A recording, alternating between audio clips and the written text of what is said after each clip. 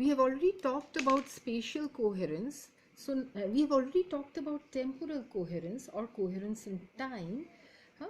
For a single pulse of light emitted by a source, and we have observed that this coherence in time is equal to the average lifetime of emission of a photon when an electron jumps back from one excited state to the lower lying state. Now we also have spatial coherence. Now what is spatial coherence? When we talk of spatial coherence, a beam, we say that a beam of light is said to have spatial coherence if the phase difference of the waves crossing the 2 points lying on a plane perpendicular to the direction of propagation of the beam is independent of time. So again, if we draw a figure like this, where say a wave train is passing in this manner, okay, and suppose say you consider 2 points like this, all right, and this one,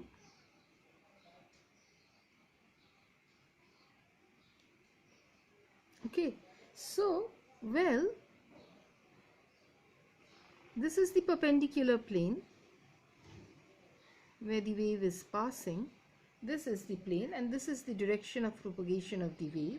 So if these 2 points, if you consider, all right, of the wave trains which are passing, they are actually independent of time. So you see the same wave train, if I draw,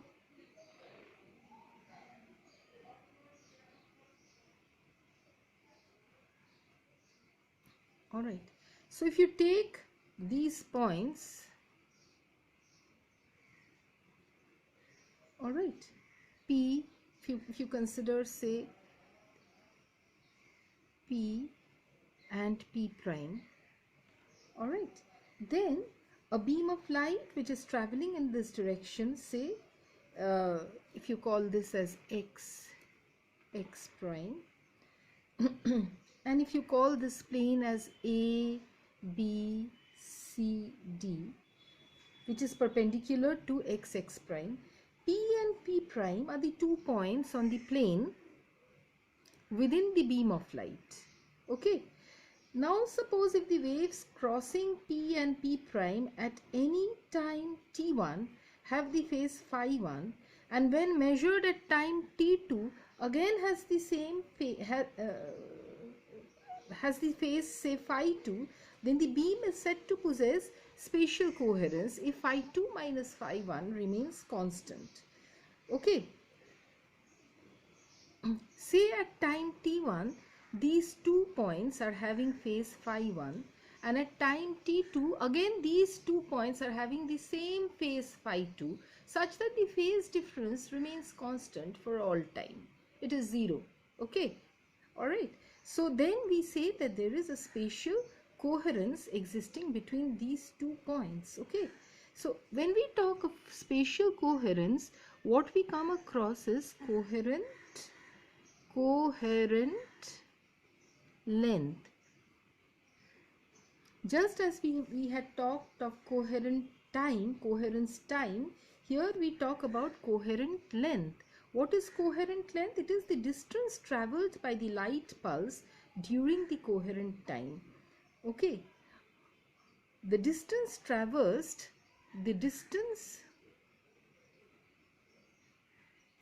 travelled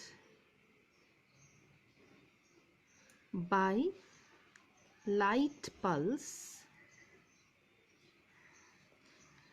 during coherent time.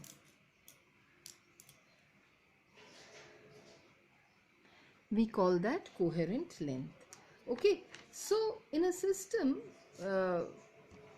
where there is a correlation of phase, and when we say that the phases, when we define coherence as constant phase difference? Well, it basically means that there is coherence in time and there is coherence in length. Now, well, before we directly, so these two concepts are very important in the understanding of laser. Now, one thing you must be knowing, that a laser beam all laser beams are monochromatic. Okay, that means they are emitted with same frequency. All right, but the concept which you need to know is that the frequencies cannot, between two wave trains emitted from a laser source cannot be equal to 0. Delta nu, you can't pinpoint the frequency as 0. That is very difficult. Okay, there is a width. Okay, so, or a frequency spread. Okay, so this width is called the line width, and the corresponding frequency spread is called the corresponding frequency spread is delta nu.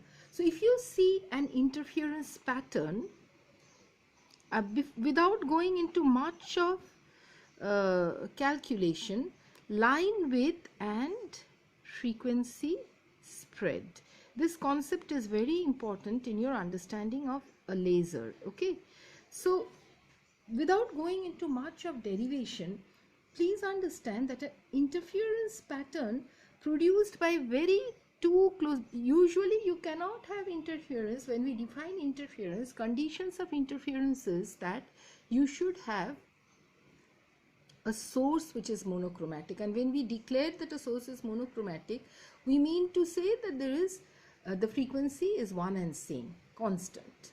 But actually, in actual situation, it's not so. There is a spread. Okay, so if you consider an interference pattern which is produced by, say, two very close lying wavelengths, lambda 1 and lambda 2, then, and if you consider the path difference between the two beams producing interference as 2d, so 2d you consider as the path difference between two beams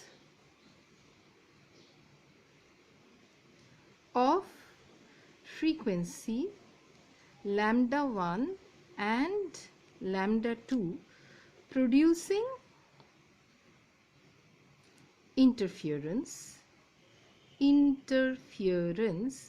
then one can show that, well, 2d is equal to lambda 1 lambda 2 divided by twice of lambda 1 minus lambda 2. One can show that.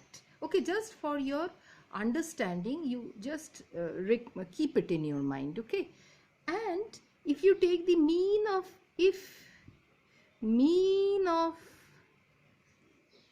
lambda 1 and lambda 2 is lambda, then 2d is equal to lambda square by twice of lambda 1 minus lambda 2. You can write it in this manner. Okay, so basically 2d you can say as less than equal to lambda square by d lambda. Okay, all right. So, well, therefore we call this the line width. Okay, so this delta lambda is called the natural line width, but the 2d that we have over here, we call this the line width or the Doppler width. We also call this the Doppler width. Now this is caused, why is this caused? Due to the uncertainty in the frequency of the wave train emitted when the orbital electron jumps from a higher orbit to a lower orbit. That means even the orbit which you are considering of a specific energy E1 has an energy spread. So when an electron jumps, the h nu, E2 minus E1 equal to h nu, as we say, is actually not so discrete. There is a spread in nu or frequency also. Okay, so well, therefore we define the coherence length L. We define the coherence. So as we have seen, 2D is less than equal to lambda square by d lambda. Now we define the coherence length L